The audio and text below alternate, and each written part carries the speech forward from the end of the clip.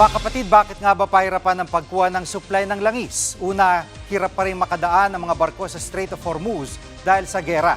Doon dumadaan ng nasa 20% ng pandaigdigang supply ng langis. May mga alternatibong ruta naman tulad ng bypass pipelines ng Saudi Arabia at United Arab Emirates. Pero ang problema, mas maliit ang kapasidad ng mga ito kumpara sa Strait of Hormuz.